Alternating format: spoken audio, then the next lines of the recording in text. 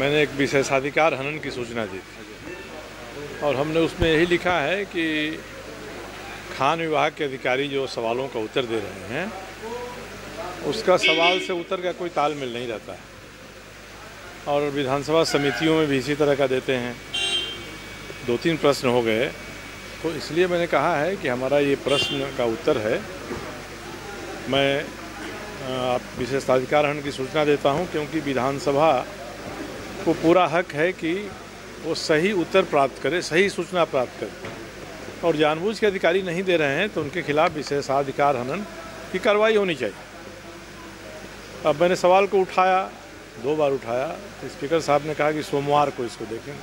Matter क्या था? वही खनन विभाग के सचिवालय से जो उत्तर मिल रहा है उस उत्तर का कोई तालमेल ही प्रश्न से नहीं रहता है।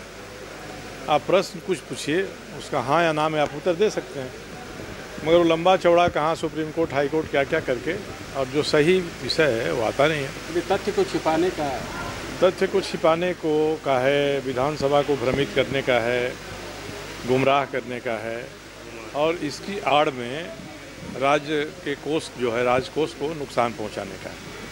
तो इससे राज्य को काफ़ी आर्थिक नुकसान हो रहा है।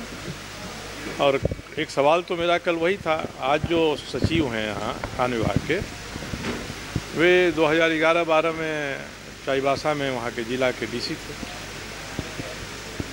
अब सभी जानते हैं कि इन्वायरमेंट क्लियरेंस में जितनी आपको स्वीकृति मिली है कि आप इतना टन उत्पादन करेंगे, उससे 1 छटाक भी अधिक करेंगे तो वह उत्पादन अवैध हो जाता है, इलीगल माइनिंग हो जाती है। इन्होंने उड़ीसा मैग्नीशियम मिनरल्स को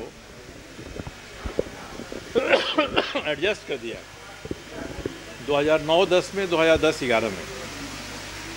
इन्होंने लिखा चिट्ठी अपने डिस्ट्रिक्ट माइनिंग अफसर को कि दोनों साल मिलाकर इसने 6-6 लाख टन किया है माइनिंग, जो अवैध है। जितनी स्वीकृति थी उससे अधिक ज़्यादा माइनिंग किया है, तो कायदे से उस पर फाइन होना चाहिए था, वो इलीगल डिक्लेयर होना चाहिए था। उन्होंने उसी पत्र में डायरेक्शन दिया है डिस्ट्रिक्ट माइनिंग अफसर को कि ये जितना 2009-10, 10-11 में ज़्यादा माइनिंग किया है उसको 2011-12 और 12-13 के उसके उत्पादन में से घटा दीजिए। और उसमें शाह आयोग का दौरा हो रहा था उस क्षेत्र में और डीसी ही नोडल अफसर होते हैं, शाह आयोग में थे। तो आपने शाह आयोग से भी छिपाया और आपने बताया नहीं। 12.5 लाख टन इलीगल माइनिंग का उस समय के रेट से आप जोड़िएगा तो 480 करोड़ 500 करोड़ के आसपास हो जाएगा। सर, सचिव को, सचिव उस समय थे तो जवाब तो सचिव के माध्यम से ही ना आता है। बात तो जो मंत्री हैं इस विभाग के उन तक जाएगी। अंत में सदन में तो मंत्री ही जवाब देते हैं। अब जो प्रभारी मंत्री हैं या जो विभाग के मंत्री हैं उनको, संसदीय कार्य मंत्री को भी मैंने कहा कि आप अधिकारियों को ये कहिए कि सही उत्तर दें। जहाँ अपने फंसने की बात होती है वो कुछ भी उत्तर देकर निकल जाते हैं। विधानसभा में सवाल आता है और सभी सवालों पर बहस नहीं हो पाती है, चला जाता है।